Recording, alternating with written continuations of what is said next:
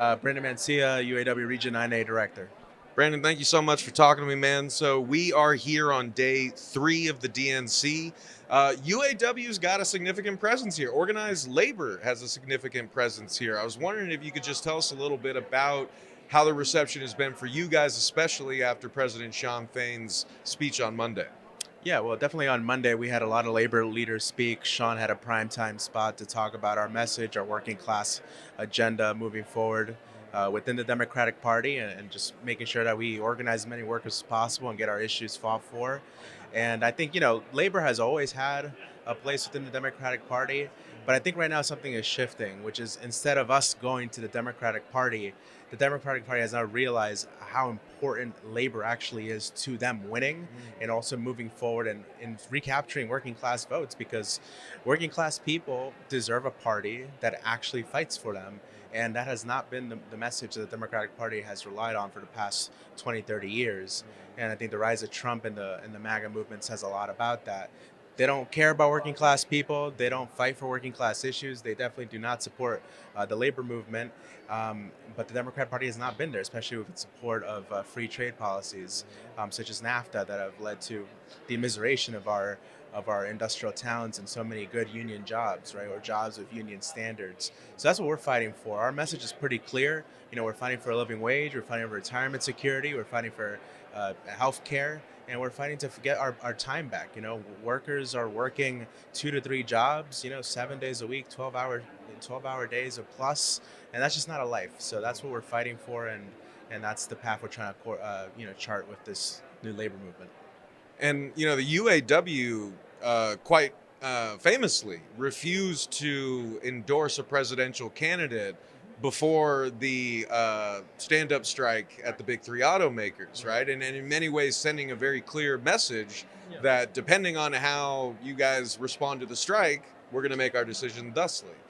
What does that say to rank and file members and to workers out there about the sort of change in strategy for how unions in general, but the UAW specifically, is approaching its relationship to the Democratic Party right now?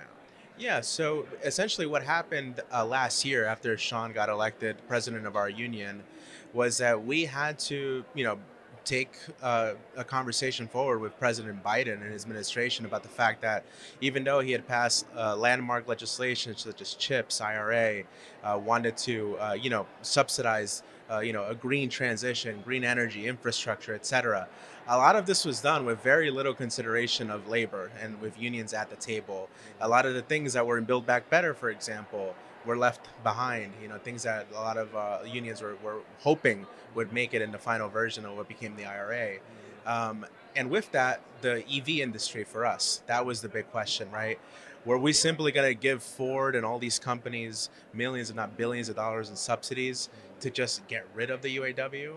Or were we going to actually fight for these plants to have union jobs, right, and a pathway for our membership to actually keep jobs in their communities and not get eviscerated like they've done over the past 20, 30 years of all these plant closures. So that's what the future was, right? The future was plant closures. And then our strike and finally having Joe Biden move on this issue was crucial. But he only moved because we've pushed, right? We didn't endorse right away. We forced the conversation that I think he lived up to in the end with our pressure and our strike.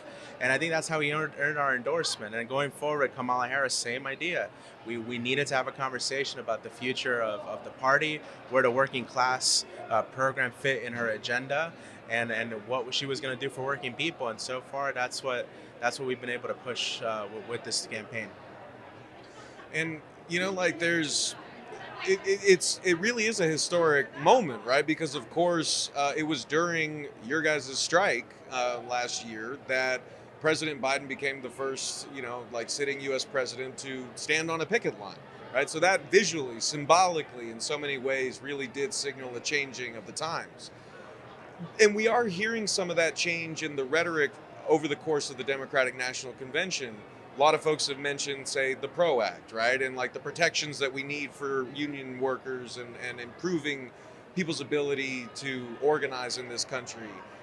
But of course, we also know the PRO Act has not been made a legislative priority for either party. It's stalled in Congress. So I guess what conversations are you getting into with members who like don't want Donald Trump to win? Your guys' shirts all say Donald Trump's a scab, right? So clearly, like, your position's clear there.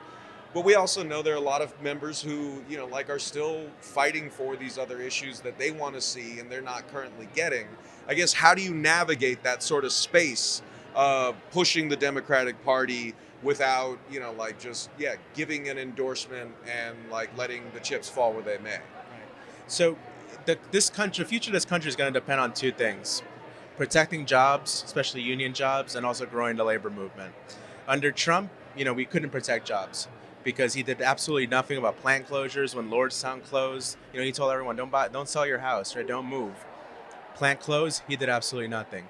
During the GM strike of 2019, he did absolutely nothing.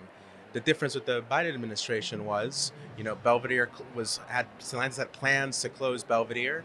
Our strike forced them to actually agree to a plant, reopening and getting more investment, more product in Belvedere with a battery plant and a PDC. And right now the struggle is to get Stellantis to keep their promise and actually live up to the commitment. Right, that wasn't a promise, and verbally, it was in writing. It's in the contract. We need to hold them accountable for what they agreed to and get them to live up to their promise. And with the Biden administration, that pressure is possible, right? With the Harris campaign, the same thing. We're going to keep pushing that because we want good union jobs in this country, good manufacturing jobs in this country, not just for the sake of it, but because we know that working people need solid jobs to build communities, to have a life.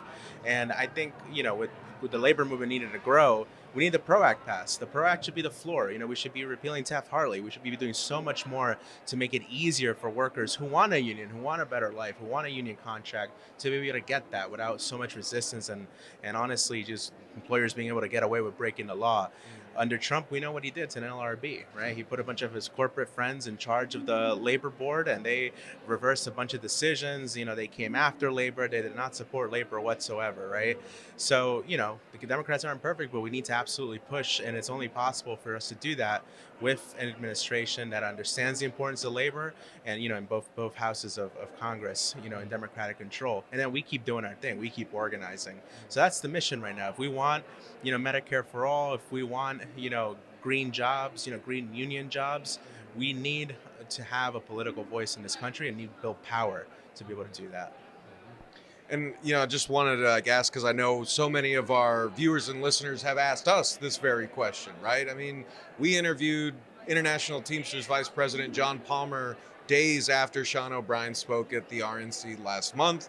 Very controversial speech. That was also historic. Sean O'Brien, the first Teamsters president to address the RNC at Donald Trump's invitation. The tenor of his speech and the reception of it and the discussion around it is markedly different from what we saw here this week, from the message of Sean Fain on Monday, from the Trump is a scab shirts. I guess, what do you see in these two visions for how labor is approaching the electoral process and the pitch that it's making to the working class out there? Yeah, I think our message is clear. We know what the experience of our members have been under both administrations, and we know how we're able to move under these two different administrations and how we can push forward our program and our vision for what the country can look like, right, and what this movement can look like. And so we're under no illusions about what a Trump administration would look like for working people, and beyond that, right, for humanity, for social justice issues, and just keep going down the line, right? These are all issues that, no matter how they're labeled, they're all working class issues, because working people have lives and so many different issues that affect them on a day-to-day. If we care about economic justice, racial justice, climate justice, etc., we need to have an administration that's going to listen, right? And under another Trump administration, we're not going to have that. So other unions are free to do what they want and talk to whoever they want to talk to, right? And we know that the membership, is not uniform, right? Members, for whatever reason, are going to have different, political parties, backgrounds, candidates. But I think as leaders, right, within the labor movement, it's our responsibility to put the facts out there and analyze what the reality is, right? Under one candidate, this is possible. Under another one, and we know their history already. It's not that we have to make things up. We know what they did. this is going to happen, right? And we know it's going to happen because of who they put around them, what their agenda is, Project 2025, all of that stuff. It's all in writing. It's all out there. We know what they're going to do. Last question I just want to ask you is because we've actually spoken about this, at the Real News before, right? I mean, of course, while the Democratic National Convention is going on, the genocide in Gaza continues. The United States continues to be the primary supporter financially in terms of arms and political support for Israel's war on Gaza. And the UAW has also been a real leader in the labor movement, being among the first to call for a ceasefire earlier this year, also joining other unions and signing on for a call to end arms sales to Israel. And I just wanted to ask, about that, for folks who are saying, like, well, why is the UAW taking a position on this? Like, why is that important to you guys? And how is that part of your overall message for the working class? Yeah, no, it matters because it matters to our members. We've got many members who are Arab American, live in Dearborn, Michigan, and have family who have been directly affected, right? Who've been killed because of the war on Gaza. We also have members at the University of California, right, who struck to defend their right for free speech last spring. So we know the situation on campuses where we also represent thousands of UAW members as well. So, and just generally speaking, right, UAW members, union members, they're citizens of this country, right? And if you look at the polls, most people, right, there's a Democratic majority for a ceasefire, right? And in order to get that ceasefire at this point, we need an arms embargo, right? Because we're the ones that supply the fire to the state of Israel and its military campaign to carry out these atrocities, right? So that's what we need to see. We need to see concrete action to end this. And it's also a political issue, right, for the Democratic Party. We know what the uncommitted movement was able to accomplish, right, especially in a state like Michigan, over 100,000 voters who came out and voted uncommitted, right? Those voters still have those same concerns because the war isn't over, the genocide continues. And in order for us to move forward in this country, right, and build social justice and economic justice in this country, we can't turn a blind eye to what's been happening in Gaza over the past 10, 11 months. So we need to see real change there. We've had conversations, just like we're having conversations about working class issues, on the economy, on green jobs and all this other stuff. We've also talked to the Harris campaign about the need for a ceasefire and an arms embargo. And, to their credit, they've listened, right? They're saying some of the right things in engaging with these topics. They have spoken to many activists about these questions. And, I was at the panel the other day at the DNC for, that we heard from Palestinian American and Palestinian activists about the situation in Gaza. But, we need action at this point. And I hope we get to hear from a Palestinian American on the stage this week, too.